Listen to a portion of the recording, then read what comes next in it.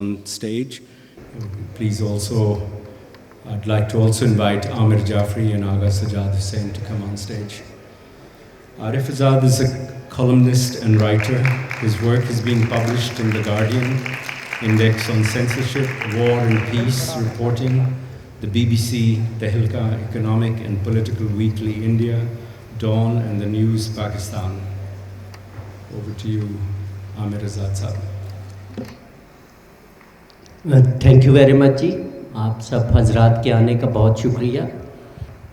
Sunday के लिहाज से ये तड़के का वक्त है, इसलिए आपका भी दोबारा शुक्रिया। आज की जो नशिस्त है उसका महवर आग का दरिया है, जो कुर्रतुल ऐन हैदर का मशहूर तरीन नावल है।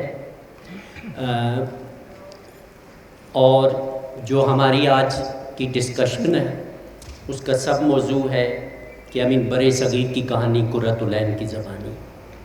और इससे साफ ज़ाहिर है कि ये नावल का स्पैन और ये मतलब बरे सगीर की तहज़ीबी और एक अमीन तारीख़ी कहानी है।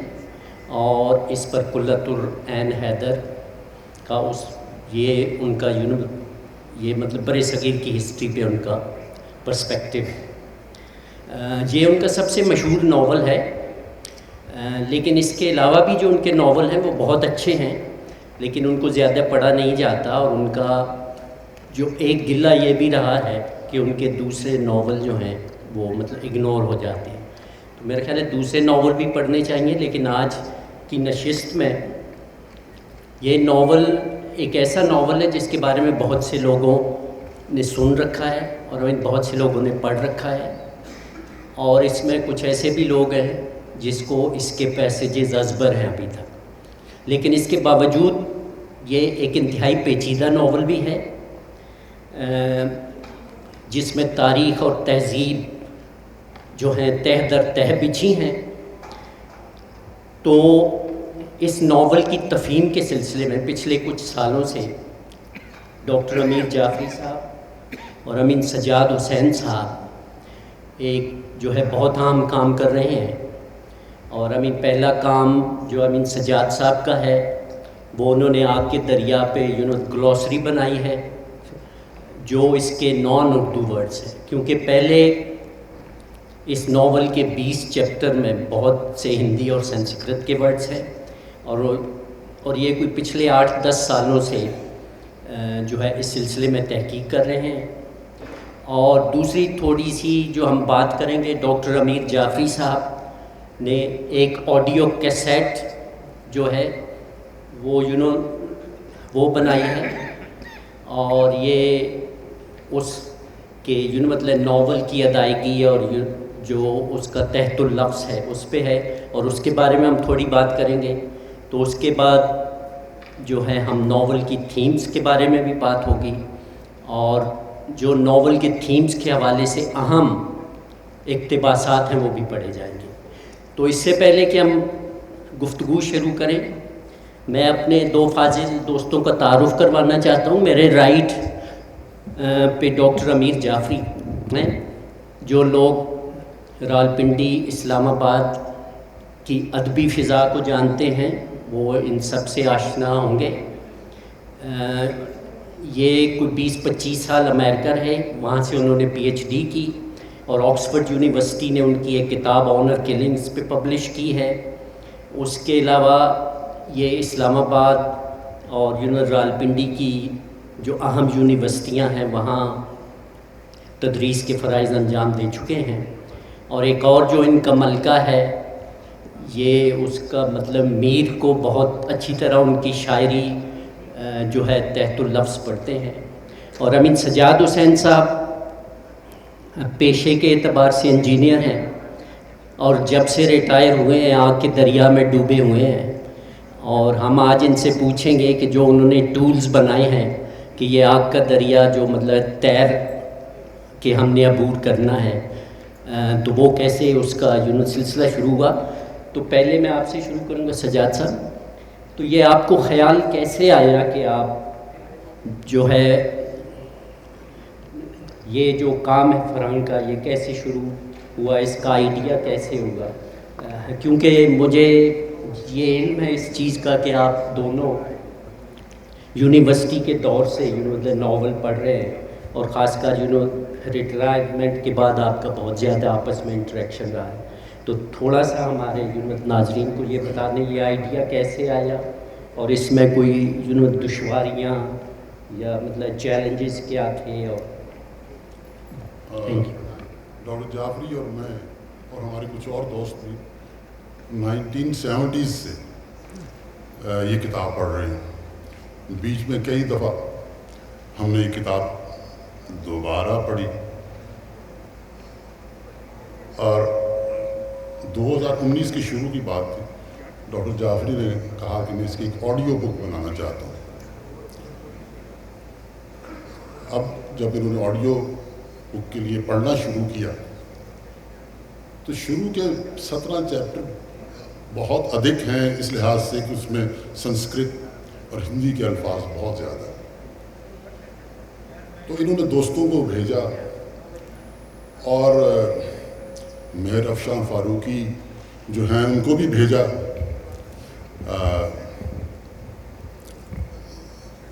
انہوں نے تقریباً ہنستے ہوئے یہ جواب دیا کہ یہ ناقابل اصلاح ہے، اس کی اصلاح نہیں کی جا سکتی. جو آپ نے سنسکرت اور ہندی الفاظ پڑھے تو پھر ہم بیٹھ کے کہ اس کو کیا کیا جائے.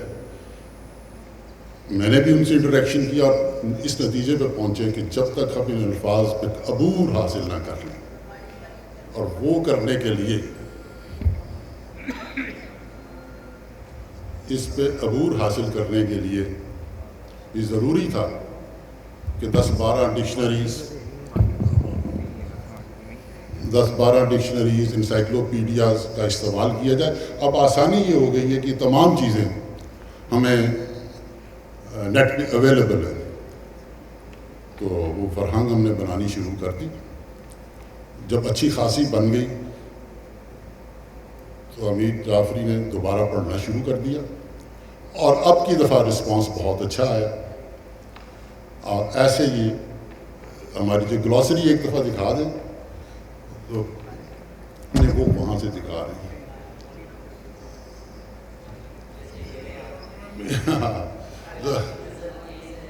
تو وہ گلوسری بناتے بناتے ہمیں خیال آیا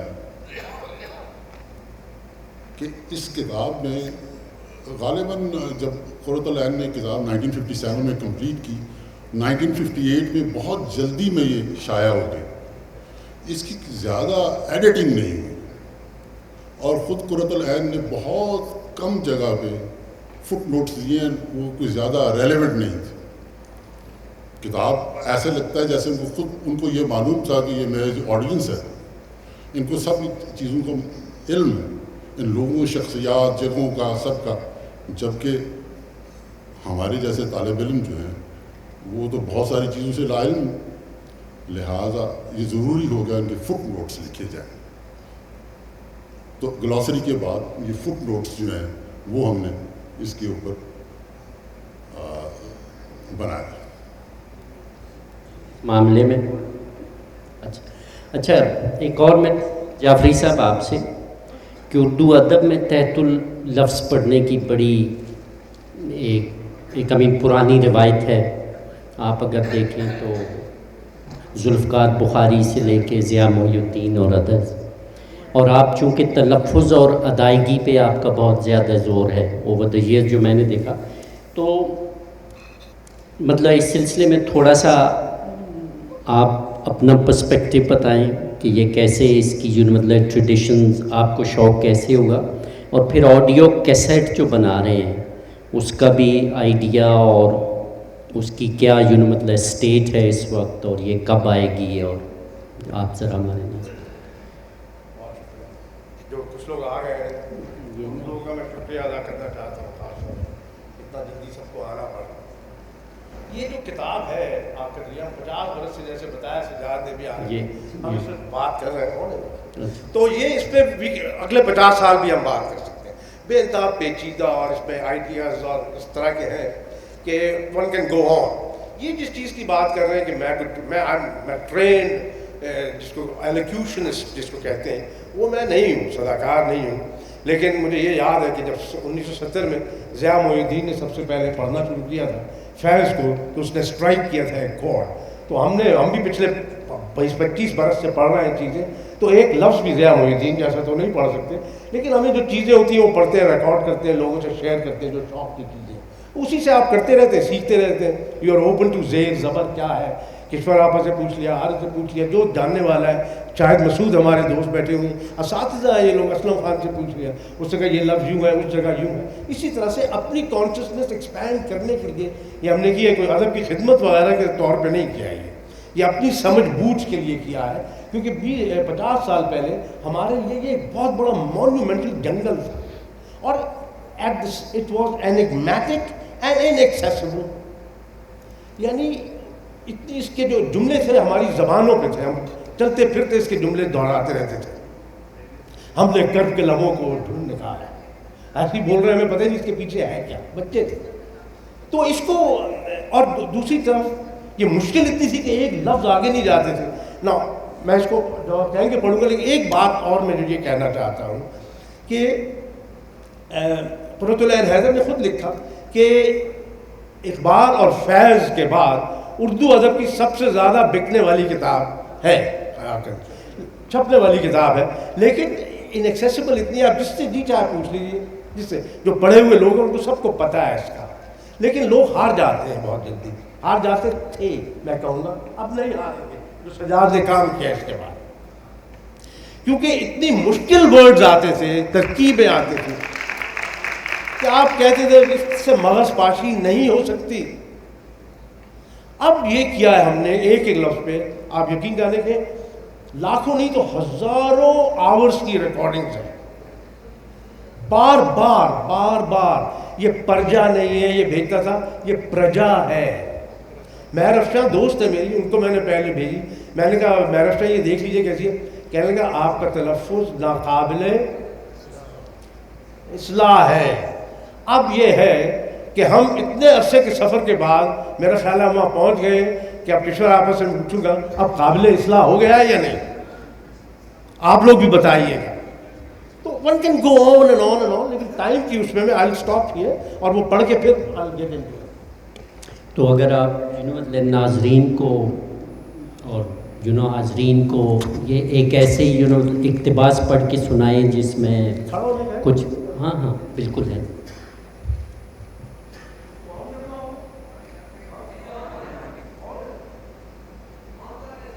آن کریں. یہ کتاب کے درمیان میں ایک ہے جگہ، اور یہ اس کا ایک ریلیونس ہے جو میں پڑھنے کے بعد آپ کو بتاؤں گا یہ ہم نے کیوں چنا. 700-800 صفحے کی کتاب ہے، بہت مشکل تھا کیا کہ میں نے آپ کو بتایا ایک ذرا سی طرح.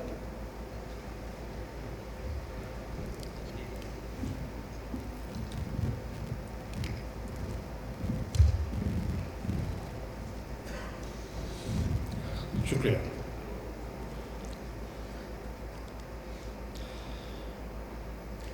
چھایا پت اپسرائیں ناچ رہی تھی، مرگھٹ میں کالی رقصاں ہیں، دل کے سنہرے ایوانوں میں شیو ناچتا ہے، اور گوکل میں نٹور گردھاری، کیلاش پر اوما ناچتی ہیں، اور یہاں راپتی کے کنارے مہوا کے جھرمٹ میں خزاں کے چاند تلے وہ ناچ رہی ہے جسے کوئی کماری چمپک کہتا ہے، کوئی چمپا رانی تو کوئی چمپا وتی. اس کے ہزاروں نام ہو سکتے ہیں کیونکہ اس کے انگنت روپ ہیں. اس کی اداسی، اس کی ہنسی، اس کی مسکراہٹ، اس کا دکھ، اس کا ویراگ، اس کی مسرت، اس کی نفرت. یہ ایسے بھاو ہیں، ایسے رس ہیں جنہیں بھرت منی بھی نہیں سمجھ سکتے. کسی شلپ شاستر میں اس ناچ کا ذکر نہیں جو میں نے اپنے دل کی آنکھوں سے دیکھا. کسی نند کشور، کسی بھرت منی نے اپنی کتابوں میں اس کی مدراؤں کا تذکرہ نہیں کیا، اس ناچ کے قوانین نہیں بنائے. یہ بڑی انوکھی راس لیلا ہے، یہ بڑا اتم شرنگار رس ہے لڑکیاں سازوں پر چھایا راگ الاپ رہی ہیں، اور وہ اس طرح ناچ رہی ہے مانو پاروتی نے دیوی اوشا کی بجائے اس کو بھرت ناٹم کی تعلیم دی تھی۔ رقاص شہزادے ارجن نے آسام کی چترنگا اور دکشن کی راجکماری اترا کی جگہ اس کو اپنا شاگرد بنایا تھا۔ وہ جو سفید ساری کمدی اتسو کا تہوار منا رہی ہے، اس نے بالوں میں کیسر کے پھول اڑس رکھے ہیں، اس کے جوڑے کو رتنانجلی نے ڈھانپا ہوا ہے، اس کے گلے میں وجنتی مالا ہے جس کے صدف اور یاقوت، زمرد اور نیلم اور ہیرے چاندنی میں جھلملاتے ہیں، اس کے گلے کی مٹکاولی اور شیکھر ہار اور سفید موتیوں کی سدھ ایکاولی کی چھوٹ اس کے چہرے پہ پڑ گئی ہے، اس کے کانوں میں کرن پھول ہیں، اس کے کمل ایسے پیروں میں پدمدما جگمگا رہی ہے، اس کے ماتھے پر تلائی سیس پھول سجا ہے، وہ 16 سنگھار کے اپسرا شرد وتی کی طرح خزاں کے چاند تلے ناچتی ہے۔ سارا شراوستی، سارا ایودھیا، سارا قسم پورا، سارا جمبو دیپ کاتک پورنماشی منا رہا ہے، اور سب زاروں پر چاند کی روشنی برس رہی ہے، اور سفید چمر اور سفید ساڑیاں اور سفید پھول اس سفید روشنی میں جگمگا رہے ہیں۔ وقت نور کی ایک عظیم دھارا میں ڈھل گیا ہے جو خلا میں بہتی چلی جا رہی ہے اور چاندنی فضا میں گھل گئی ہے، اور جب دنیا احساس اور چھونے اور دیکھنے اور تجربہ کرنے کی دنیا اس قدر دلکش ہے تو اس میں مرگ ترشنا کا کیا دخل ہے؟ یہ سب اصلیت ہے، زندگی سب سے بڑی اصلیت، تخلیق سب سے بڑی حقیقت ہے، تخلیق عظیم ہے۔ اب اس میں یہ جو شکریہ، بہت شکریہ آپ بھی، یہ اب اس میں بہت سی باتیں جو میں کر سکتا ہوں، مجھے وقت بتا دو، 1 منٹ ہے 2 منٹ کم ہے، کم کا مطلب ہے نہیں آپ آ جائیں، لیکن میں 1-2 باتیں ضرور کروں گا کہ ناول کے لیے ای ایم فاسٹر بیٹھے ہوئے ہمارے ساتھ، احمد مسعود جانتے ہیں، ان کے گھر کے آدمی تھے، اس کی کتاب ہے ایسپیکٹس آف ناول، بڑی اہم، انہوں نے بھی اور لوگوں نے بھی ذکر کیا کہ ناول جو ہے جس کا مطلب نہیں ہے، اوریجنلی پروفین آرٹ سمجھا جاتا تھا، اس کی جو مختلف جو کنسٹیچوئنٹس ہیں، ایک تو یہ کہ کیریکٹر ڈیولپمنٹ یہ ہو، لیکن ایک بڑی چیز جو ہوتی ہے جو کہ بعد میں آئی ہے کہ اس کے اندر آئیڈیاز بھی پروئے ہوتے ہیں۔ اب قرۃ العین حیدر کے جو کیریکٹرز ہیں وہ تو ہیں سمپتھیٹک، ہم سب آئیڈینٹیفائی کرتے تھے گوتم سے، کمال سے، ہری شنکر سے، چمپاوتی کیسی تھی، لیکن ناول کے اندر آپ آئیڈیاز کیسے ویو کرتے ہیں یہ بھی بڑا، یعنی 2400 سال پہلے جہاں ہم بیٹھے ہیں، میں خود پڑھاتا رہا ہوں ٹیکسلا میں، یہ ٹیکسلا وغیرہ کی تہذیب میں لوگ یہ سوال کر رہے تھے، دس از اباؤٹ امپیریسزم، کہ جو کچھ ہم دیکھ رہے ہیں، چھو سکتے ہیں، کر رہے ہیں، وہ چیز حقیقت ہے، سب سے بڑی تخلیق، سب سے بڑی حقیقت ہے، تخلیق عظیم ہے۔ اب یہ پہلا، اس کے بعد بھی لوگ کرتے ہیں، یہ فنڈامنٹل فرسٹ کوسچنز ہیں، یعنی ہر جنریشن میں جو سیجز ہوتے ہیں، سادھو ہوتے ہیں، پوئٹس ہوتے ہیں، فلاسفر، ان کو اس سے جھگڑا کرنا پڑتا ہے کہ اصل چیز کیا ہے، کہ کیا حقیقت ہے، کیا یہ سب شراب ہے۔ میر کے اشعار، غالب کے اشعار ان چیزوں کو ایڈریس کرتے ہیں۔ I could go on but will finish and then come back. یہ سب بہت خوبصورتی سے آپ نے پڑھا جی، بہت سے یہ زمین تلفظ کے حوالے سے اور اس میں اردو ادب بھی کیا۔ میں آپ کی طرف آؤں گا سجاد صاحب، یہ گلوسری کے بارے میں آپ نے کیا سوچا ہے، یہ کس طرح ہمارے جو لٹریچر کے، اچھا چلیے پہلے کیونکہ اس کے بعد تیسری، تو آئی مین اس کے بارے میں پھر آپ نے اس کی جو اشاعت ہے اس کے سلسلے میں کیا ہو رہا ہے، اور یہ ہمارے جو اسٹوڈنٹس ہیں کیسے معاون ہوگی اس سلسلے میں ہمارے۔ ایسا ہے کہ اب ہم جب یہ بنا رہے تھے تو ہمیں خیال آیا کہ اس کی ای بک بنائی جائے۔ ای بک کا کانسیپٹ اردو کتابوں میں بہت کم ہے۔ ای بک کے نام پہ بہت سائٹس پہ کتابیں ہیں، لیکن وہ صرف پی ڈی ایف کی فارم میں یا ایک طرح سے فوٹو کاپیز ہیں۔ ہمارے ذہن میں یہ ہے کہ اس کی ایک آڈیو بک ہو، جو آڈیو سننا چاہے وہ آڈیو سنے، جو اس کو تحریری شکل میں پڑھنا چاہتا ہے اسکرین پہ موجود ہو، کسی جگہ کوئی مشکل لفظ آئے اس کو کلک کرے تو نہ صرف اس لفظ کا معنی سامنے آ جائے بلکہ اس کا پروننسیشن وائس کی فارم میں سامنے آئے. تو ایک تو یہ ای بک بنانے کا اب ہی ہو سکتا تھا کیونکہ ٹیکنالوجی کے ساتھ یہ چیز آئی. ہم اس کے آخری مراحل میں یعنی اس کے ٹیکنیکل مراحل میں ہیں اس کو کنورٹ کرنے کا. یہ تو ای بک کا مسئلہ ہے. اب آ جاتا ہے کہ اس کو بک کی فارم میں شائع کرنا جس میں یہ فرہنگ بھی شامل ہو, اس میں مزید چیزیں جو ہم یہاں دکھائیں گے ٹائم لائنز اور نقشے وغیرہ وہ بھی شامل ہو. وہ اس ملک میں کون ایسا پبلشر ہے جو سامنے آئے اور کچھ اس کی اشاعت کرے. اگر یہاں کوئی جیسے بھی پبلشر حضرات بیٹھے ہو, this is a sales pitch for the book, تو یس پلیز کم فارورڈ. جی آپ آڈیو کے حوالے سے ایک چیز اسی میں ایڈ کرنا چاہ رہا تھا, وہاں پہ کرنا چاہ رہا تھا. اب ریلیونٹ ہے بات. اب مثال کے طور پہ جب ہم نے پڑھا, شاید مسعود والا ہمارے دوستوں کا تھا, آپ کو ڈیسائیڈ کرنا ہے آپ کا آڈینس کون ہوگا.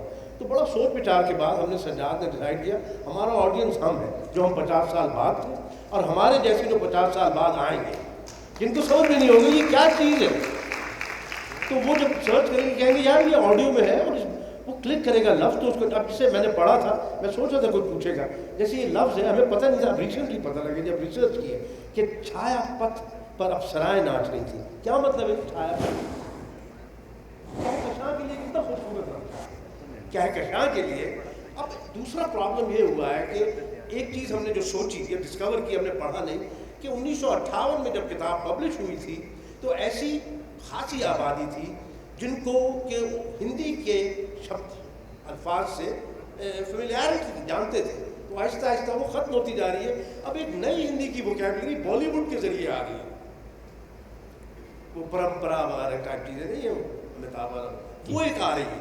تو یہ مزید قریب ہونے کی بجائے اور دور ہو رہا ہے یہ ٹیکسٹ. اب جیسے اس چیز کی جو گہرائی ہے ٹیکسٹ کی, یہ ہم کیسے سمجھ سکتے ہیں. اور اس زمانے میں کوئی ڈکشنری نہیں تھی جب ہم پڑھتے تھے, کوئی سنسکرت کی ڈکشنری اویلیبل نہیں تھی. اب آن لائن ہے اور ہم نے بھی دے دی. مثال کے طور پہ آخری لائن اس میں, تو اس میں مرگ ترشنا کا کیا دخل ہے. اب مرگ ترشنا کا کیا مطلب ہے کسی کو معلوم ہو؟ دیکھیے اتنے پڑھے ہوئے لوگ ہیں, ہمیں بھی آپ پتہ لگائے جا کے مرگ ترشنا اتنا عمدہ لفظ ہے. اس کا مطلب ہے شراب. تو کہتے ہیں وہ کہہ رہی ہے کہ تم لوگ جو آپ اتنے بڑے صوفی سنت کہہ رہے ہیں یہ سب شراب ہے, ہستی کے مت فریب میں آ جائی ہو اصل. وہ کہتے ہیں نہیں شراب نہیں ہے, یہ حقیقت ہے, یہ پلیجر دیکھو, ٹیسٹ کا, ٹچ کا, ذائقے کا. تو یہ سب چیزیں فنگر ٹپ پہ ہوں گی آپ بجائے اس کے کہ لوگوں کو ڈکشنریز میں ڈھونڈ گی. جی بہت شکریہ, آپ نے بڑی جسے مفصل انداز سے آڈیو بکس ہو. سجاد صاحب اب ہم جنہوں ناول کی طرف سے آتے ہیں, آپ کا پروفیشن انجینئرنگ ہے اور آپ نے انتہائی مہارت سے اور اس کے میپس بنائے ہیں اور ہمیں بہت ساری ڈایاگرامس ہیں. اور ایک جو قائرین کو بڑی مشکل پیش آتی ہے کہ چونکہ اس میں ٹائم شفٹس بہت زیادہ ہیں, یہ ایپوکس ہے, پیریڈس ہے, اور کوئی 2000 سال سے زیادہ ہے. تو ایک تو ہمیں تھوڑا سا اس کی پیریڈائزیشن کے بارے میں بتائیں, اور پھر ہم وہ جو آپ نے ڈایاگرامز وغیرہ بنائی ہیں وہ ہم چاہیں گے کہ اس پہ ڈسپلے کریں. تو اس پہ تھوڑا سا ایسا ہے کہ یہ ناول 2400 سال پہ محیط ہے. 330 قبل مسیح سے لے کے 1956 تک کا یہ قصہ ہے. تو یہ قرۃ العین نے برصغیر کی یہ کہانی 4 ادوار میں تقسیم کی ہے. ایک تو وہ جب سکندر اعظم یہاں پہ آیا, چندر گپت موریہ کی سلطنت بنی, وہ زمانہ میپ لگا دیں.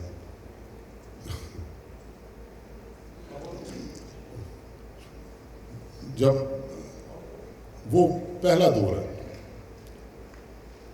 یہ وہ دور ہے جب ہندو مت ایک اسٹیبلش ہو رہا تھا, ایک میتھولوجی سے آگے بڑھ کر ایک باقاعدہ مذہب کی صورت اختیار کر رہا تھا. اور اس کے ساتھ ہی بدھ مت بھی آ رہا تھا اور بدھ مت اور اس کا ایک کلیش چل رہا تھا.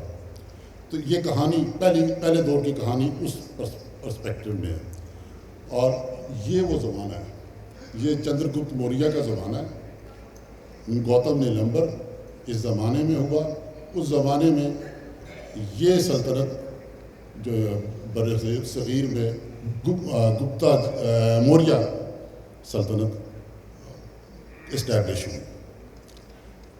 اس کے بعد جو دوسرا دور ہے وہ مسلمانوں کی آمد سے باہر جب دلی کی سلطنت اسٹیبلش ہوگی اور بہت ساری سلطنتیں ہندوستان میں اسٹیبلش ہوگی, مسلمان صوفی اور شیخ العظام یہاں آنے شروع ہوئے اور لوگ آنے شروع ہوئے. تو یہ ایک سیکنڈ دور تھا. پھر تیسرا دور ہے. اب یہ سیکنڈ دور جو ہے یہ 15ویں صدی ہے. پھر تیسرا دور ہے جب انگریز آئے اس ملک میں, بنگال میں. یہ دور اس ناول میں کہانی وہاں سے شروع ہوتی ہے جب بنگال میں انگریزوں کی حکومت مستحکم ہو چکی تھی اور وہ ایکسپینڈ کر رہے تھے باقی ہندوستان. وہ 70-75 سال کا دور وہ ہے. چوتھا دور 1940 سے شروع ہوتا ہے اور 1956 تک چلتا ہے. 1957 دسمبر میں قرۃ العین نے کتاب لکھ کے ختم کر دی تھی, لہذا یہ اسپین 16-17 سال کا ہے.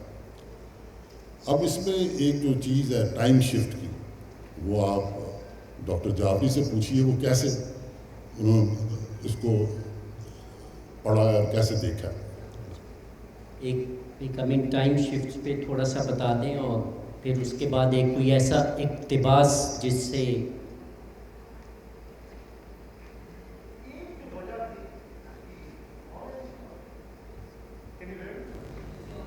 اب آ رہی ہے آواز؟ اوکے. ایک جو پرابلم تھا سب میں, اس Qurratulain Hyder was a rare person جو کہ یعنی آرٹسٹ بھی ہیں, ریسرچر بھی ہیں, ہسٹورین بھی, اور وہ جو اپنے زمانے کی جو لٹریری موومنٹس تھیں ان کے اوپر ان کی بہت حاوی تھیں. One of the very rare people. تو ورجینیا وولف, جیمز جوائس, پروسٹ, یہ سب لوگ جو ایک نیا ناول لکھ رہے تھے, اسٹریم آف کانشیسنیس جو کہلا رہی تھی, اس کو بھی انہوں نے انکارپوریٹ کیا اس میں. اس کی وجہ سے بھی یہ کتاب جو ہے نیریٹو اس کا انیکسیسیبل ہو گیا. اس کی میں مثال آپ کو دوں گا, کیونکہ ہمیں اب میں نے بہت پڑھا ہے جو کچھ لکھا گیا قرۃ العین میں, اس کے بارے میں تقریباً سب پڑھا ہے, اور سجاد نے وہی چیزیں 100 دفعہ پڑھی ہیں, وہی چیزیں. تو کوئی چیز ہم سے نکلی نہیں ہے, کسی نے اتنی شارپ طریقے سے بتایا نہیں ہے کہ یہ ایپوکس تھے. ایک دن اس نے فون کر کے کہا جعفری وہ جو جملہ ختم ہوا ہے اس کے بعد تو ٹائم پیریڈ چینج ہو گیا. تو آپ لوگ کئی لوگ جانتے بھی ہوں گے, میں اس پہ اسٹریم آف کانشیسنس پہ لیکچر نہیں دینا چاہ رہا, لیکن وہ لینئر نان لینئر نیریٹو ہوتا ہے اور اس کو ہزاروں طریقے سے مختلف آتھرز نے ڈیل کیا ہے. اسی لیے Ulysses, Finnegans Wake, Remembrance of Things Past, یہ ناول بڑے انیکسیسیبل ہے, بہت مشکل ہے, بہت کم لوگوں نے پڑھے. جن کو کورس ورک کے طور پہ بھی دی جاتے ہیں وہ بھی خلاصے پڑھتے ہیں درسی ماڈل ٹیسٹ پیپر کی. خیر سمجھے آپ, یہ میں پڑھ کے آپ کو بتاتا ہوں کہ یہ اسٹریم آف کانشیسنیس کا اس میں کیسے اس کو اس نے ویو کیا ہے, اور ہم نے اس کو تھوڑا سا ہلایا جلایا وقت کی وجہ سے. سن لیجیے صاحب, ایک ایپوک سے دوسرے ایپوک میں جا رہے ہیں اور پتہ ہی نہیں لگ رہا پڑھنے والے کو, تو اس قسم کی چیزیں بھی ہم نے آسانی کر دی. ذرا سی توجہ. سون ندی عبور کرنے کے بعد کئی دن تک وہ سرگرم سفر رہا. راستے میں اندھیرے جنگل پڑتے تھے اور ندیاں, نالے. ندیوں کے کنارے سادھو تپسیا میں مصروف تھے. ون پرست جو گرمیوں میں چلچلاتی دھوپ میں بیٹھتے, برسات میں بارش میں شرابور ہوتے, جاڑوں میں بھیگے کپڑے پہنتے تاکہ جسم کی تکلیف زیادہ ہو. ون پرست کے بعد سنیاس کا دور آتا ہے جب تارک الدنیا انسان مستقل سفر میں رہتا ہے. غالباً میرا بھی یہی دور ہے, وہ زمانہ جس میں نہ موت کی تمنا رہتی ہے نہ زندگی کی. وہ چلا کیا, اس کا ٹھکانہ کدھر ہے. گوتم ہوا کی نرم جھونکوں کی زد میں چلتا آگے بڑھتا گیا. وہ مندروں کی قطار کے سامنے سے گزر کر پھر جنگل کے راستے پر آ گیا. اور سامنے ایودھیا کا شہر تھا جو بارش کے دھندلکے میں یوں جگمگا رہا تھا مانو سارے کا سارا سونے کا بنا ہوا ہے۔ پھر اس نے آنکھیں کھولی، اس کا جسم مرتعش تھا، جس طرح تانپورے کے تار جھنجھناتے ہیں اس کے قدموں کے نیچے پانی کے بہنے کی آواز آ رہی تھی۔ اس نے نظریں اٹھا کر دیکھا، سرجو بے نیازی سے رواں تھی۔ پھر وہ پانی میں کود گیا اور دوسرے کنارے کی طرف تیرنے لگا۔ دوسرے کنارے پر ایک ادھیڑ عمر کا بھکشو نارنجی پوشاک میں ملبوس دیر سے اس کی راہ دیکھ رہا تھا۔ گوتم کو اپنے اور آتے دیکھ کر اس کا چہرہ ان بساط سے جگمگا اٹھا۔ وہ ندی آدھی سے زیادہ عبور کر چکا تھا تب اس نے بھکشو کی آواز سنی، بھائی گوتم؟ ہاں بھائی ہری شنکر، پہنچتا ہوں، ٹھہرے رہو۔ اس نے زیادہ تیزی سے تیرنا شروع کر دیا۔ اتنے پہ پانی کا ایک زوردار ریلا آیا جس کے تھپیڑے سے وہ کنارے کے بہت قریب پہنچ گیا، مگر اب پانی کی لہریں اونچی ہو چکی تھیں۔ اس نے پوری طاقت سے ہاتھ پاؤں چلانے شروع کر دیے مگر پانی میں اس سے زیادہ طاقت تھی۔ اسی کشمکش میں اسے ایک چٹان ایسی نظر آئی جو پانی کے اوپر جھکی ہوئی تھی۔ یہ چنڈی کے شکستہ مندر کا حصہ تھا جو باہر کو جھک آیا تھا۔ اس نے جلدی سے اس کی ایک کگر کو پکڑ لیا۔ اب وہ بہت تھک چکا تھا، اس کا سانس پھول رہا تھا۔ پتھر کو پکڑ کر اس نے ذرا کی ذرا آنکھیں بند کی۔ وقت کا ریلا پانی کو بہائے لیے جاتا تھا، چاروں اور وسعت تھی، لیکن پتھر کو اپنی گرفت میں لے کر اسے ایک لہجے کے لیے اپنی حفاظت کا احساس ہوا، کیونکہ پتھر جس کا ماضی سے تعلق ہے آنے والے زمانوں میں بھی ایسے ہی رہے گا۔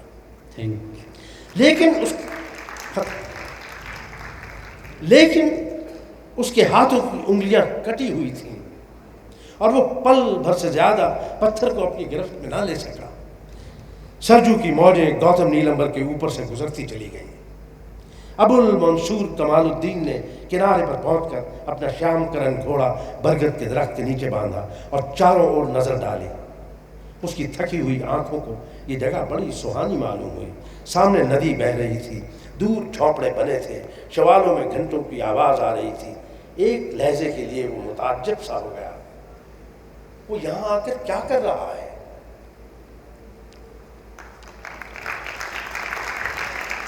اب اس میں ایک چیز کر کے میں آتا ہوں، اس میں اب کسی کو نہیں پتا، ہمیں بھی نہیں پتا چلا کہ یہ ایک زمانہ بیت گیا، اور دوسری طرف یہ جو چٹان، سولیڈیٹی، یہ سب سمبلز ہیں ہماری زندگی میں، جیسے ہم گزرتے رہتے ہیں اور سہارے ڈھونڈتے رہتے ہیں۔ لیکن اس میں سب سے جو اہم بات جس وجہ سے پڑھی گئی ہے وہ یہ ہے کہ یہ جو انہوں نے نہ صرف چیپٹر نیا نہیں بنایا، پیراگراف بھی نیا نہیں بنایا، اس پیراگراف کے اندر ہی اگلا ایپوک شروع کر دیا۔ تو ایک جگہ اس کے ہاتھوں کی انگلیاں کٹی ہوئی تھی، وہ پر بھر سے زیادہ پتھر کو اپنی گرفت میں نہ لے سکا۔ یہ 2400 سال پہلے ہوا، اور 1400 سال پہلے ابو المنصور کمال جو کہ سلطان کی فوج میں لائبریرین تھا اور جنگجو تھا، وہ آگے وہ اپنا گھوڑا باندھ رہا ہے۔ تو میرے جیسے ریڈرز جو تھے، ہم کتاب میں واپس جاتے تھے، ہم مس تو نہیں کر گئے یہ کمال کو، یہ کہاں تھا کمال، یہ کہاں سے آ گیا، یہ گھوڑا کہاں سے آیا؟ اس لیے معاملات ہیں۔ تو جب اس قسم کی گائیڈ لائن ہوگی، hope fully it will help. Thank you.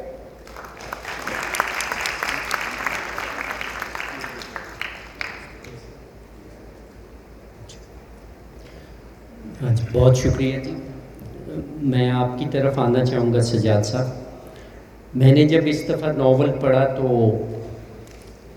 مجھے ویسے چونکہ مائیگریشن سے انٹرسٹس بھی ہے، تو مجھے اندازہ ہوا کہ یہ ناول کا بہت زیادہ حصہ اور انڈر لائنگ تھیمز ہجرت کے بارے میں، ایگزائل کے بارے میں، اور میرا خیال ہے یہ ایسپیکٹ ناول کا ہمارے یہاں ڈسکس زیادہ نہیں کیا جا سکتا، تو آپ اس کے بارے میں بتائیں گے؟ کیونکہ بہت سے وہ جو ایک وہ جو منصور صاحب عراق سے آتے ہیں ادھر، اور پھر پارٹیشن بھی، اور پھر مطلب لنڈن کے سینز ہیں، تو میرا خیال ہے ہجرت کا کچھ آشوب ہے اس میں، اور اس کے بارے میں آپ کی رائے سمجھ چاہوں گا۔ یہ تو ہجرت تو انسانی فطرت کا حصہ ہے۔ اب اس میں پہلا دور جو ہے اس میں بہت کھل کے اس طرح بیان نہیں کیا، لیکن آپ بٹوین دی لائن پڑھ سکتے ہیں کہ آرینز کی موومنٹ ہندوستان میں جو ہوئی، خاص طور پہ برہمن جو بالٹک اسٹیٹ سے چلتے ہوئے ہنگری اور سینٹرل ایشیا سے ہوتے ہوئے ہندوستان میں آئے، جو ہزاروں سال سے جانوروں کے ان کی خوراک تھی. ہندوستان میں آئے، یہاں اگریرین سوسائٹی بن چکی تھی، لیکن انہوں نے جانوروں کا جو ایک قربانی کا سلسلہ یہاں پہ رائج کیا، جس میں اشومیدھ یعنی گھوڑے کی قربانی سب سے اعلیٰ قربانی کہلائی. تو یہ مائیگریشن اور تشدد، اور پھر اس مائیگریشن کے نتیجے میں ہندوستان میں جو برہمن سماج، برہمن واد کا جو ایک اثر ہوا، جس نے بہت بڑا اثر ڈالا ہندو مذہب کے اوپر. جب ہم دوسرے دور میں دیکھتے ہیں تو مسلمان فوجوں کے ساتھ صوفی بھی آئے، عام آدمی بھی آئے، ٹریڈرز بھی آئے، عالم بھی آئے. تو ایک بڑی ہجرت ہوئی ہندوستان کی طرف. پھر تشدد تو اس ہجرت کا، جیسے میں نے کہا، حصہ ہوتا ہی ہے.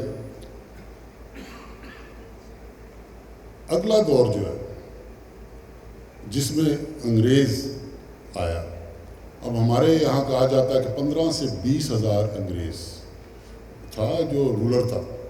اس میں فوجی بھی تھے، فوجی افسر اور سول آفیسرز.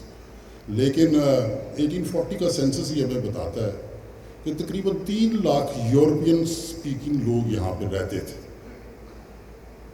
جس کا مطلب یہ ہے وہ ہے انگریزی بولنے والے. زیادہ تر انگریزی بولنے والے، چند ایک فرانسیسی بھی تھے. تو اب جب وہ آئے، آپ پھر دیکھیے فورٹ ولیم کالج، یہ کالجز جو بنے ہمارے، جو تعلیم میں ایک انقلاب کہیں یا اس کو جو بھی کہیں، کچھ لوگ تو اس کو نہیں مانتے انقلاب، لیکن بہر چینجز آئی. پورا کا پورا ہمارا بر صغیر کے کلچر پہ ایک بڑی چھاپ پڑ گئی انگریز کی، انگریزی زبان کی. اور پھر آخری دور جو ہے اس میں تو ایک، جسے میں کہتا ہوں مہا ہجرت ہے. 1947 کی ہجرت جو ہے دنیا کی تاریخ کی سب سے بڑی ہجرت ہے، جس میں 1 کروڑ سے لوگ اس ایک ملک سے دوسرے ملک میں گئے، اور یہ بھی بہت پرتشدد ہجرت تھی. تو ہجرت تو اس کتاب کا ایک بڑا وہ حصہ ہے. بہت شکریہ. میں آپ کی طرف ڈاکٹر حمید جعفری صاحب، ایک آپ نے مطلب اسٹریم آف کانشیسنیس کا ذکر کیا. میرا خیال ہے جس وقت قرۃ العین حیدر یہ ناول لکھ رہی تھیں تو یورپین میں یہ بڑا ادبی ٹرینڈ تھا یورپ میں اس وقت، جیسے ورجینیا وولف اور اس کا جیمز جوائس کا. اور اس ناول میں بھی آپ نے پہلے بھی ذکر کیا. اس پہ 1-2 منٹ کر کے پھر ہمیں ایک اور اچھا سا اقتباس پڑھ کے آپ ہمیں سنائیں.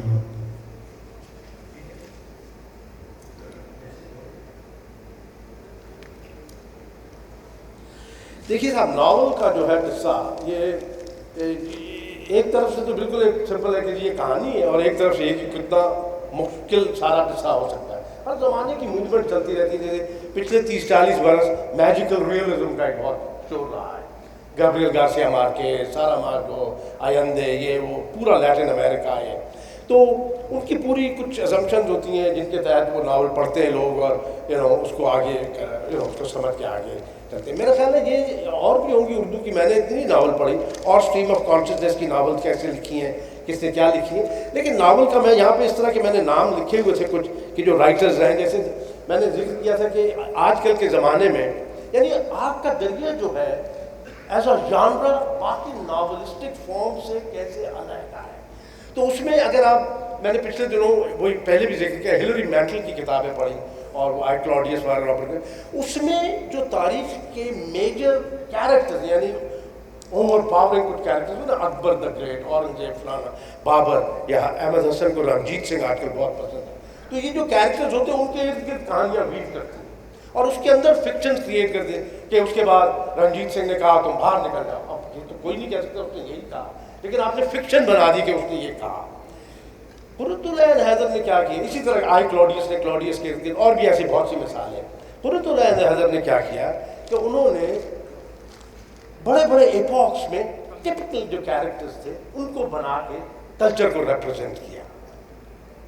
تو اب یہ جو ہے کہ اور بہت ساری ناول ہوتی ہیں، کسی پروسٹ نے بھی اسی طرح سے کیا ریمبرنس آف فیس، پھر اور ناول ہوتے ہیں جو کہ ایک آئیڈیالوجی کو کانشیسلی پش کر رہے ہوتے ہیں. میں نام نہیں لوں گا، ہمارے یہاں آج کل بہت ایسے ناول پڑھتے ہیں کہ ان دی اینڈ وہ کلمہ پڑھتے ہوئے مسجد میں گھس جاتے ہیں اور ان کے نکاح ہو جاتا ہے اور پھر بچے وہاں ہوتے ہیں اور بڑا اچھا ہوتا ہے ان کو ایک خاص آئیڈیالوجی کو پش کرنے کے لیے. وہ پراپیگینڈا کی ضمن میں آتا ہے زیادہ. It's really is not art form. تو اگر آپ اجازت دیں تو یہ گوتم صدارت والا جو اسٹرچ ہے میں پڑھ رہا ہوں، اور وہ پھر کمال کا خط پڑھ لیں گے وہ جو آپ کو نہیں. ہاں بس کون سا پڑھوں دونوں میں سے یا دونوں؟ 24 پڑھ لیں اور پھر 98. اوکے سنیے صاحب کیا رومانٹک، وہ بھی پچھلا بھی اور یہ بھی کس قدر عمدہ پیارا، اور ایک اگلا اب زمانہ ایک آ گیا. گوتم سدھارتھ کے سنہرے راستے پر صدیوں تلک مسلمان مسافروں کے قافلے گزرا کیے، جنہوں نے دنیا میں اپنے چند روزہ قیام کے دوران میں بنارس اور سانچی اور امراوتی اور اجنتا اور باغ کے نگارستان سجا ڈالے. مگر زمانے نے ایک بار پھر پلٹا کھایا اور مالوا اور قنوج اور مگدھ اور گوڑ میں پھر ہری کی بھکتی کا چرچا ہوا. کیدر ناتھ سے لے کر دوارکا تک شیو کے عظیم الشان مندر تعمیر ہوتے چلے گئے. شاکیہ منی کا راستہ مہایان مذہب اور تانترک اسرار میں تبدیل ہو گیا، اور شاکیہ منی وشنو کے اوتار بن کر انہی مندروں میں براجنے لگے. نارنجی لباس والے وہ بھکشو جو موروں کے نشان والے بادشاہ چندرگپت نری چندر کے وقت سے پہلے جنگلوں میں نمودار ہوئے تھے، 1000 سال کی الٹ پھیر کے بعد سدھ کہلاتے تھے اور بنگال اور بہار کے معبدوں میں جادو ٹونے کرتے تھے. مہایان مذہب کا مہا سکھ کا تصور خرافات میں تبدیل ہو چکا تھا. ہم یہ دیکھتے رہتے نا، ہر بڑا آدرش آخر میں یوں ہی تباہ کیا جاتا ہے. لیکن آدرش کیا شے ہے؟ یکلخت کمال کو محسوس ہوا کہ وہ بھی بال کی کھال کھینچنے کی عادت اختیار کر چکا ہے. قریب و جوار کے گاؤں میں، بنارس اور جھوسی اور مگر میں اسے بے شمار فقراء ملے جن کی خانقاہوں میں جا کر اس نے تصوف کی باتیں سنی. قصبوں اور شہروں میں عظیم الشان مدرسے تھے جہاں ایک سے ایک جید عالم تیار کیا جا رہا تھا. نیم تاریک مٹھوں میں پنڈت اپنے پوتھی پتھروں میں سر کھپا رہے تھے. گنگا کے کنارے کنج میں کبیر اور ان کے چیلے پریم کی رٹ لگائے جا رہے تھے.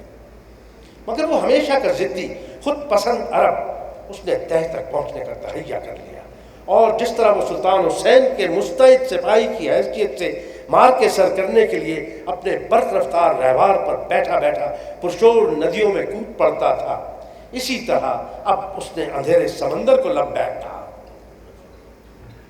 جس میں اس سے پہلے ہزاروں لاکھوں روحیں ڈبکیاں لگا رہی تھیں. بہت سے لہروں کے خلاف ہاتھ پاؤں مار رہے تھے، بہت سے کشتی کا بادبان اتار کر کنات سے ایک طرف کو ہو بیٹھے تھے اور خود کو ہواؤں کے حوالے کر دیا تھا.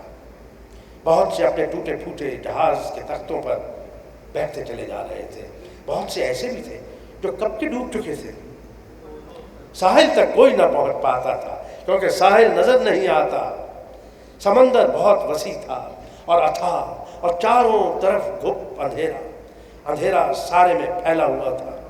بہت سو کا خیال تھا کہ انہوں نے روشنی کے مینار تعمیر کر لیے. بہت سے سمجھتے تھے کہ جو چراغ انہوں نے اپنی اپنی کشتیوں میں جلائے تھے ان کی روشنی میں وہ سمندر عبور کر لیں گے. مگر یہ ان کی خوش فہمی تھی. ساحل نظر نہیں آتا، کنارہ کہاں ہے، وہاں پہنچ کر کیا ملے گا، صحیح عقیدہ کیا ہے، اور خدا کا تصور، محبت، وراگ میں کیا حاصل ہوتا ہے، نجات کیا ہے. امیر صاحب اس کے بعد وہ جو 98 کراچی والا، جی بس میرے خیال ہے اس پہ ہم کریں گے. پھر اس کے بعد یہ اس لیے پڑھنا چاہ رہے تھے یہ آخری والا کہ اب جو زبان بھی سلیس ہوتی جائے، سلیس نہیں کہنا چاہیے، یعنی اردو زیادہ ہوتی چلی جا رہی ہے جیسے ناول آگے جا رہا ہے.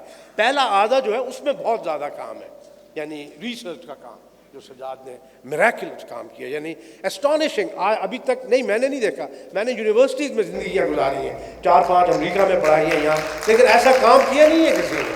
اگر کیا تو مجھے بتا دیں گے. اور ایک بات اور میں یہاں بتانا چاہتا ہوں، مس نہ ہو جائے کہ کچھ چیزیں اتفاقیہ بھی ہوتی ہیں. جیسے تھیوری یا ٹیکنالوجی بڑھتی ہے، ریسرچ سے بڑھتی ہے نا، کہتے ہیں آپ ایکسپیریمنٹ کے اوپر ایکسپیریمنٹ کرتے جاتے ہیں، آہستہ آہستہ ٹروتھ آپ کو ملتی جاتی ہے. کچھ چیزیں ٹامس کون نے لکھا ہے سائنٹیفک ریولیوشنز والی کتاب میں، کچھ چیزیں پیراڈائم شفٹ سے ہوتی ہیں. مختلف علاقے کی جو تھیری ہوتی ہے وہ مل کے ایک بہت بڑا انقلاب کرتی ہے. اب میں یہ نہیں کہہ رہا کہ انقلاب ہو گیا اب انسانی زندگی آسان ہو جائے گی وغیرہ، لیکن اگر ڈیجیٹل ٹیکنالوجی مہیا نہ ہوتی، ہمارا شوق نہ ہوتا، سجاد کی وہ جو فیسلٹی ہے ان چیزوں کے ساتھ نہ ہوتی، یہ کام نہیں ہو سکتا تھا. میں روز رکتا ہوں یوٹیوب پہ اپلوڈ کرنے کے لیے اپنے میر کی چیزیں، اور ادھر دھکے مارتے ہوئے مجھے سمجھ میں نہیں آتی، لیکن Sajjad can do it just like that. اب یہ ہم بتانا چاہ رہے ہیں جی میں یہ صرف کہنا چاہ رہا ہوں، یہ اہم اس لیے ہے کہ اب زمانہ بدل گیا ہے.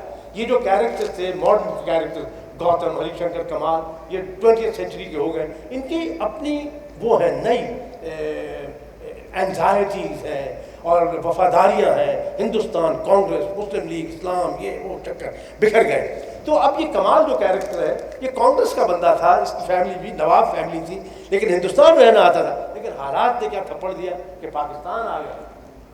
جس نے یہاں آنا تھا چمپک نے، مسلم لیگ کی، وہ بنارس رہ گئی. اور اس کی جو بچیاں تھیں جن کا وہ ذکر کر رہی تھی، شی was Qurratulain Hyder was very prescient, she looked ahead. اس کے جو کیریکٹر تھے چمپا کے، اس کا ہم نے ذکر نہیں کیا ہوا یہاں پہ. وہ جو بچے تھی، چمپا اس کو کہنے لگی کمال تم جا رہے ہو کراچی، ٹھیک ہے وہاں کرنا، اور تم ان بچیوں کو ایسے حقارت سے دیکھ رہے ہو، یہ ہندوستان بنائیں گی، آگے کا ہندوستان تم دیکھنا ٹیکنالوجی میں کیا کرے گا، اس میں کیا کرے گا. تو اٹ واز جنگوازم، یاہوازم، وہ ایک آئیڈیالوجی کی ٹرائمف کی بات کر رہی تھی. یہ میں پڑھ کے آپ کو بتاتا ہوں اور پھر ختم کرتے ہیں. اب یہ اپنی بہن کو خط لکھ رہا ہے جو وہاں ہے ہندوستان میں، اور یہ کراچی میں ہے اور بہت فرسٹریٹڈ ہے. خط کا اقتباس ہے، 18 صفحے کا خط ہے. کراچی، مملکت خداداد پاکستان دنیا کی سب سے بڑی اسلامی سلطنت اور دنیا کے 5ویں بڑے ملک کا دارالحکومت. کراچی بہت ماڈرن شہر ہے. یہاں روز رات کو 1956 ہے یہ تقریباً، یہاں روز رات کو اعلیٰ درجے کے ہوٹلوں اور کلبوں میں ایک جگمگاتی کائنات آباد ہوتی ہے. ماہرین عمرانیات کے لیے یہ مسئلہ انتہائی دلچسپی کا باعث ہونا چاہیے کہ پچھلے 9 سال میں کس طرح ایک نئے معاشرے نے اس ملک میں جنم لیا ہے. اس معاشرے کی بنیاد روپیہ ہے، اور روپیہ بناؤ اور دولت حاصل کرو. آج بہتی گنگا میں ڈبکیاں لگا لو، کل جانے گنگا خشک ہو جائے گی، اپنا رخ بدل لے گی.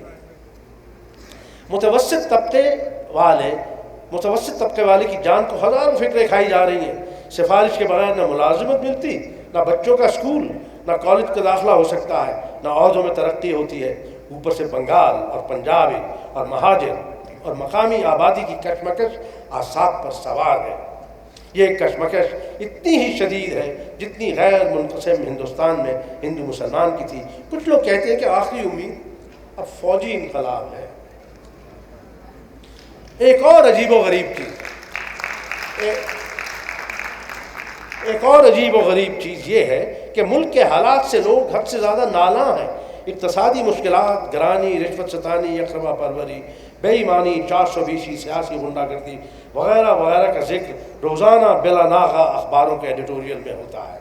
لوگوں کے پاس بھی سوائے اس کے اور کوئی موضوع نہیں ہے، مگر اس کے باوجود کوئی ان حالات کا مداوع کرنے کے لیے کچھ نہیں کرتا. عوام جانتے ہیں کہ ان کے لیڈر کتنے پانی میں ہیں، لیکن لیڈر کو بھی چند ایسے گر یاد ہیں جن کے ذریعے عوام کو قابو میں رکھا جا سکتا ہے. یہاں مجموعی طور پر جنگل کا قانون ہے. شکر ہے اب نہیں ہے. اعلیٰ طبقہ جو بڑے بڑے تاجروں اور اعلیٰ حکام پر مشتمل ہے، اس کی علیحدہ برادری ہے. اتوار کو یہ لوگ سمندر کے کنارے گزارتے ہیں، چھٹیاں لے کے یورپ اور امریکہ جاتے ہیں. ان کی اولاد بھی مغربی ممالک میں پڑھ رہی ہے. انہوں نے لاکھوں روپیہ سوئٹزرلینڈ کے بینکوں میں جمع کر لیا ہے. بڑے مزے کی بات یہ ہے کہ یہ لوگ جو بات بات پر دوسروں کو غدار اور وطن فروش کے نام سے نوازتے ہیں، اور حب وطن کا سارا ٹھیکہ انہوں نے خود لے رکھا ہے، یہی سب لوگ خود انگلستان یا کینیڈا میں سکونت اختیار کرنے کا پروگرام بنا رہے ہیں.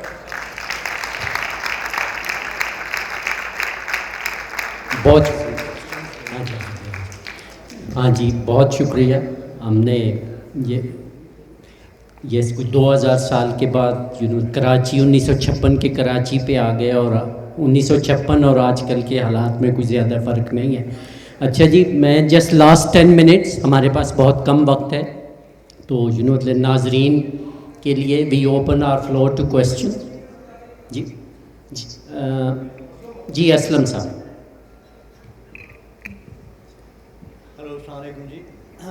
جیسے کہ پہلے بھی بات ہو چکی کہ قرۃ الحیدر جنہیں ہم سب لوگ عینی آپا کہتے ہیں، کویسچن ذرا شارٹ کریں جی، ویسے بھی وقت کم ہے، ہم چاہیں گے کہ اور لوگوں کو بھی. یہ اگر آپ نہ بولتے تو وہ وقت استعمال ہو سکتا تھا.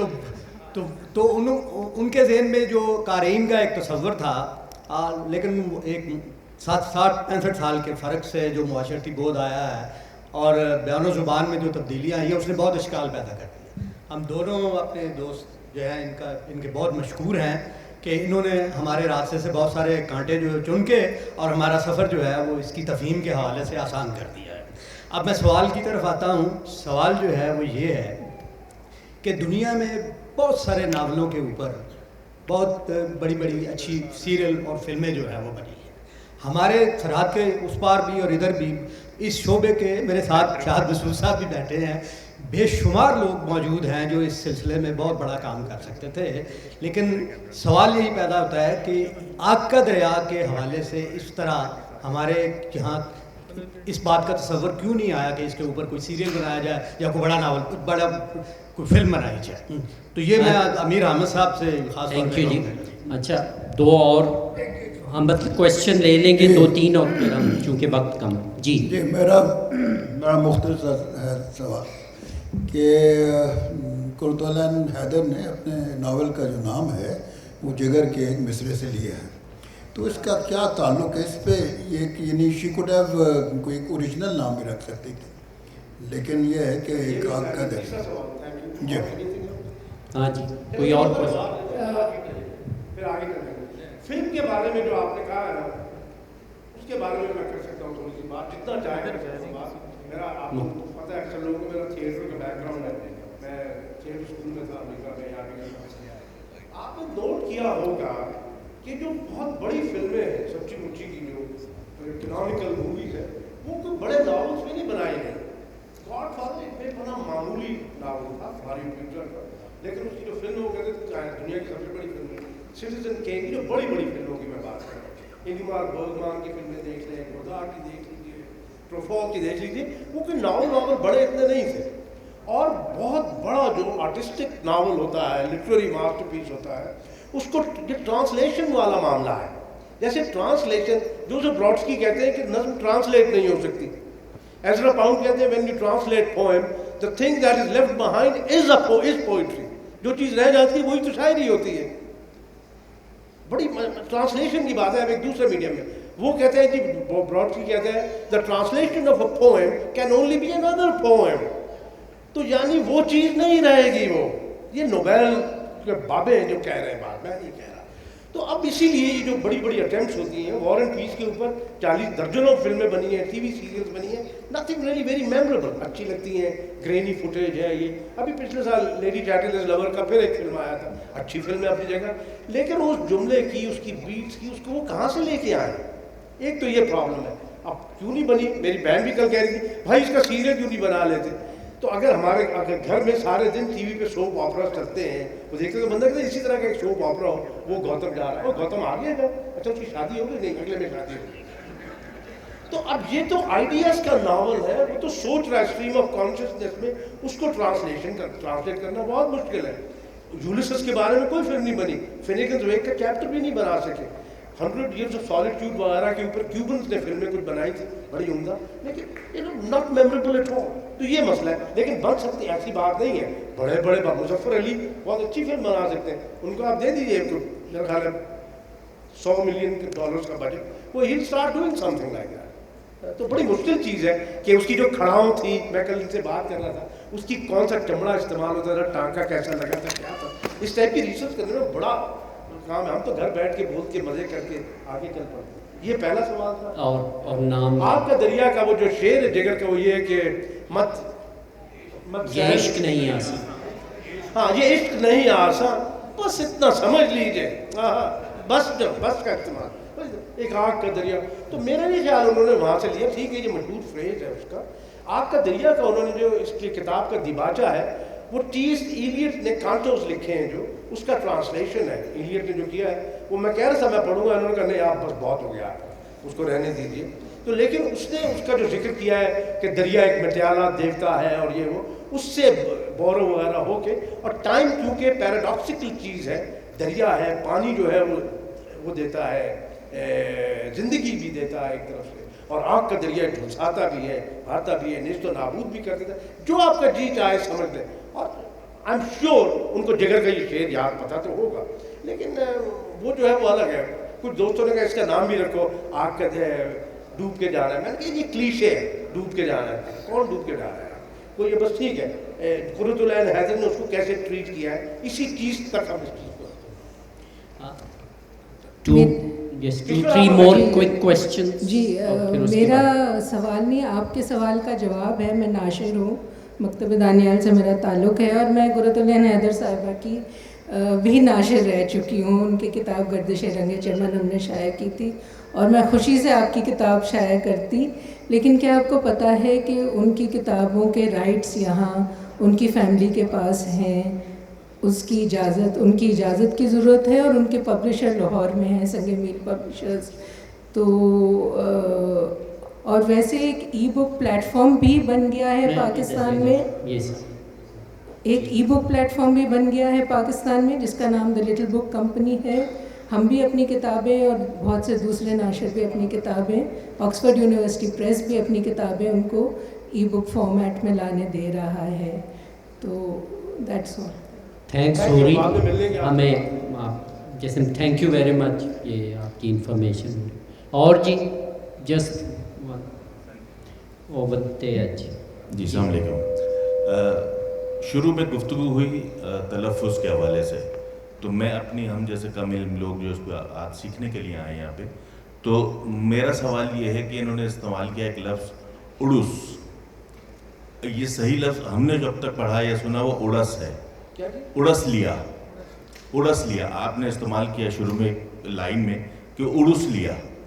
اڑس ہے یا اڑس ہے, صحیح لفظ کیا ہے؟ میں نے پتہ ابھی پڑھا جی شروع میں پڑھا. اچھا پھول اڑس لیا, اڑس ہے میرا خیال, آپ کو بھی رونگ لیکن اڑس ہے. اڑس ہے نا, آپ نے اڑس پڑھا تو میں نے اس لیے اڑس پڑھا تھا جی, مجھے تو یاد بھی نہیں اڑس پڑھا. Thank you. ہاں میں نے اڑس ضرور لیا تھا.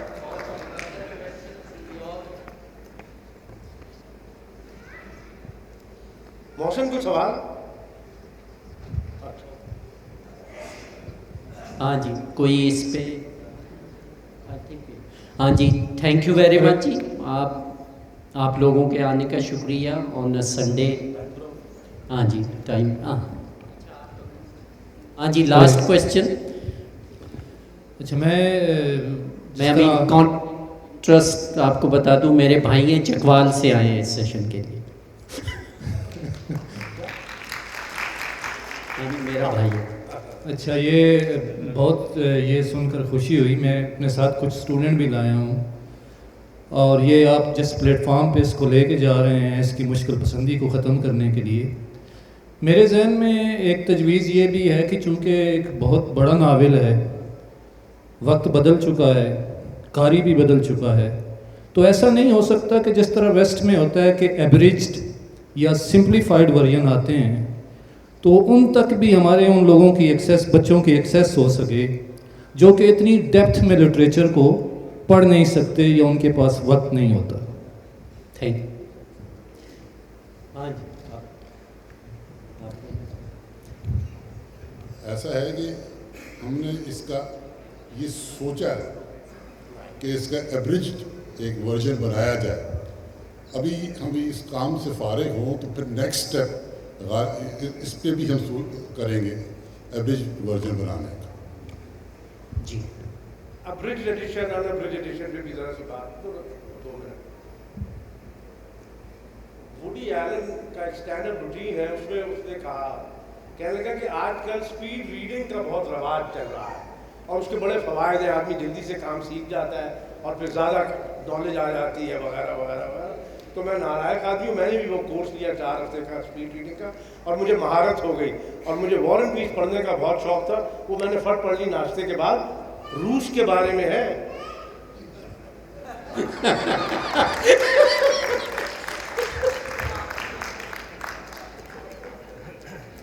اس پہ دوسری طرف وار اینڈ پیس کا جو پلیجر ہے, ایک گریک ٹرم ہے انرجایا. اس کا مطلب یہ ہے کہ ناولسٹ یا سٹوری ٹیلر کا وہ ٹیلنٹ جو کہ قاری جب پڑھے اس کو ویسے ہی نظر آئے جیسے اس کو نظر آ رہا, جیسے اس نے امیجن کیا تھا لکھنے والے نے.